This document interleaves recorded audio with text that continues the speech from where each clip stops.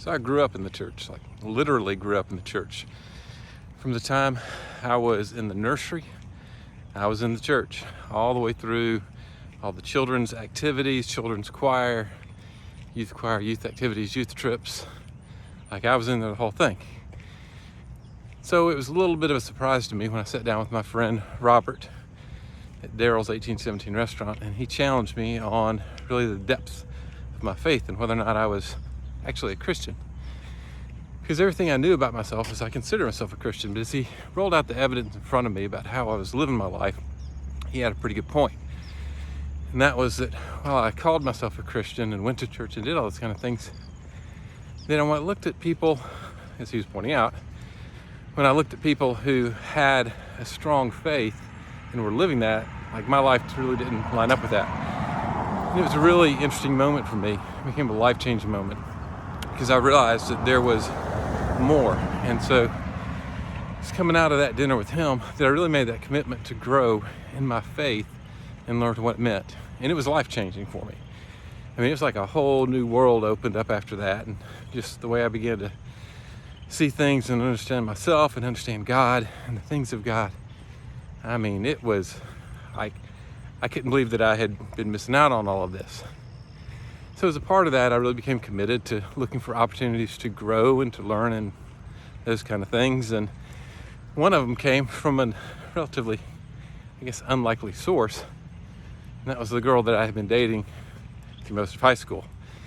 By this time, we were both in college, and turns out she had had a similar experience and while we were broken up. So we broke up, and then our lives both changed. So we were chatting, and as we were talking about all the things that had happened and what we were both learning about God and about life, she invited me to come to a retreat that her college ministry was hosting at Camp Mack, which is in Mount Cheaha, Alabama. And so she and her friends all drove up from Auburn. I was living in Huntsville at the time, so I drove down from Huntsville. And I met a bunch of amazing people, amazing speakers.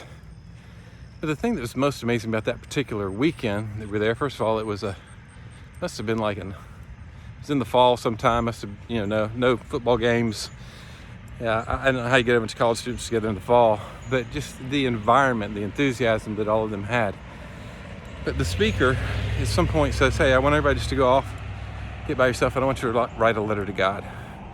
Just whatever's on your mind, whatever's on your heart, whatever's thinking. I'm like, I've never done that. Like, I've heard about people doing that, like writing letters to God and that kind of thing, but I've never done that.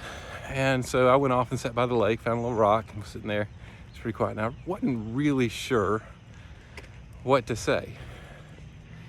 But at the time, that was kind of the issue. It's like, I didn't know what to say. And so that's kind of what I was writing. It's like, I don't know what to say. And a lot of stuff began to just kind of come out then. And again, this was a time when I had planned to be an engineer. I'd gone off to school to be an engineer, but then realized I didn't want to be an engineer and was just really kind of lost, looking for direction in my life. And so I'm writing about all that and talking about all that and just how excited I am about this new relationship with him. But at the same point, just really not sure what to do with it and where to go with it. I'm just speculating on a whole bunch of stuff.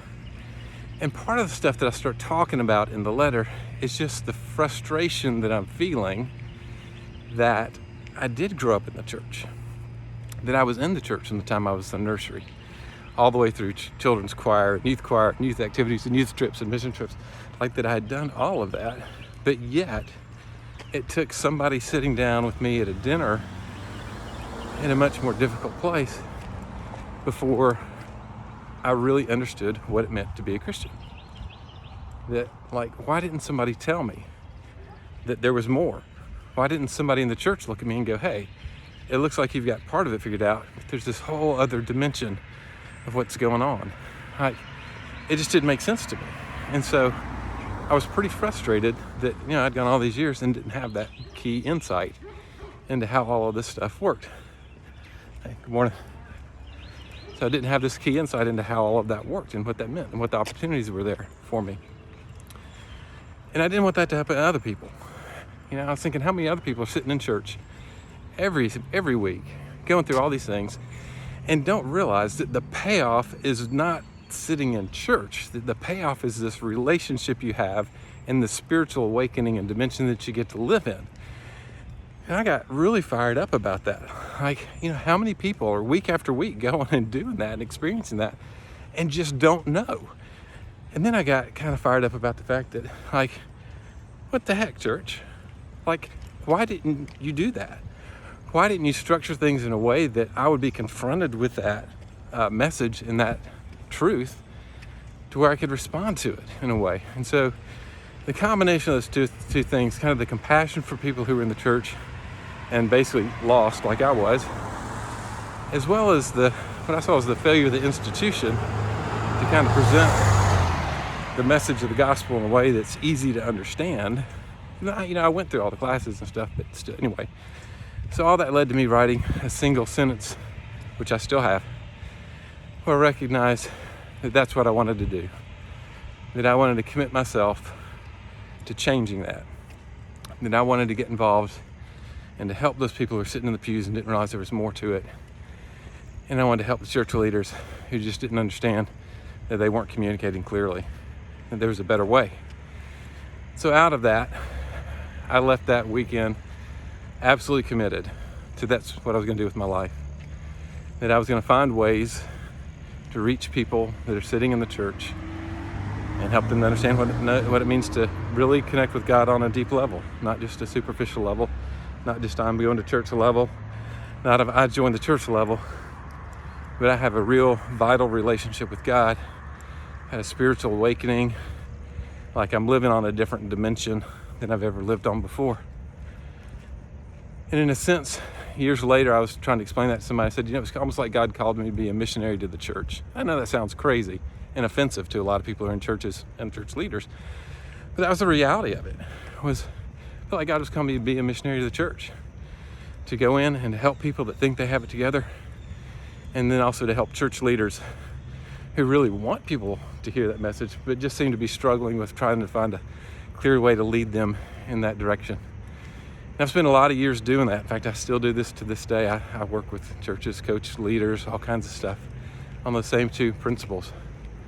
But that was the second point in how I ended up working in a church and doing what I do. Of course, the third point, as I mentioned, happened later on, and that was in my apartment in Auburn, where you could open the window and look out over Chambers Corner. Again, man, there's nothing better than after a home game looking out and seeing everything going on down there. But that's the story that we'll talk about tomorrow. My name is Matt Jones. If this has been helpful, ask you to like and share it. If you have any questions, want to go deeper on anything, just reach out to me. Help you any way I can.